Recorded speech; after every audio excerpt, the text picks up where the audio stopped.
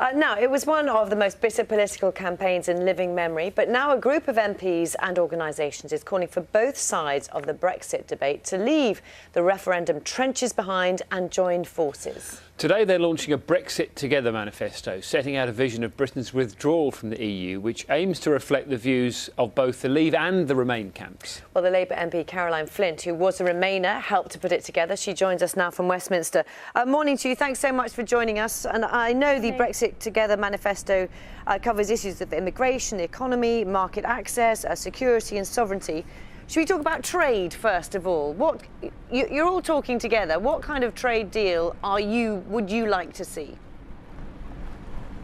Well, this is the first time, I think, that we've had a joint initiative by people who voted Leave and voted Remain. And the reason for that is that we want to get the best deal for Britain. And we recognise that there will have to be a consensus and there'll have to be compromise from both the Leave and the Remain point of view. Now, part of that is how can we make sure we have as much access as possible to the single market to trade with the other 27 member states and also them trading with the UK as well. But recognising too that actually control of our sovereignty and controls on immigration, particularly on freedom of movement, has to be part of that deal as well. And we believe actually if we work together we can achieve that in a real way, in a positive way that is good for Britain but also good for our relationship with the European Union. And you think there is no need to sacrifice one for the other?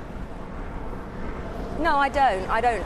Because the reality is that we will be leaving the European Union, so we will not have the same relationship in the single market as we currently do. At the present time, we have a say about the rules of that single market. Leaving the European Union, we won't have that. So it is going to be different, and there's an opportunity here to actually come together and focus on what we can do constructively rather than all the things that are negative. And tomorrow, Theresa May has an opportunity to actually, on behalf of the country, try and bring people together, and that requires her being more open and more willing to engage with different parties but also different organisations to achieve the best deal for Britain. OK, let's talk about immigration, and you're talking about a new immigration system offering UK control of unskilled immigration. Yep. We talk all the time, don't we, about whether you put numbers on it, but how do you judge whether or not somebody would be allowed in?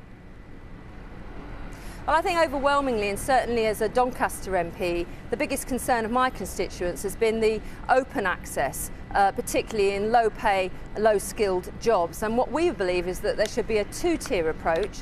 We believe that, first of all, we should recognise the rights of EU nationals here, just as we want Brits abroad in other parts of Europe to be recognised as well. But importantly, you know, people aren't so worried about students coming here or filling shortages in high-skilled jobs. They're worried about that low-pay, low-skilled sector. So we're recommending there should be two tiers, and the tier that deals with low-pay, low-skilled jobs should be looked at on a sector-by-sector basis. Okay. And if that means reducing or restricting the numbers coming into certain sectors, so be it. And I think that's what the British people want.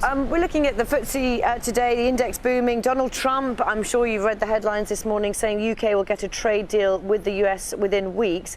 Do you think now that the Remain campaign overplayed the negative impact on the economy that any vote to leave would have?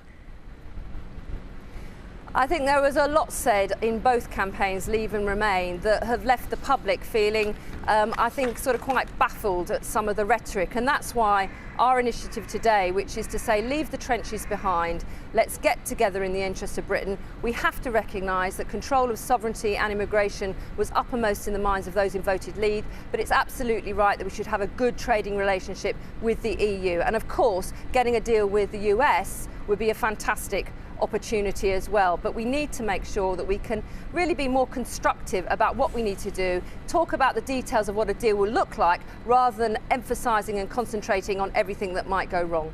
Caroline Flint, thank you for joining us here on Breakfast this morning. Thank you.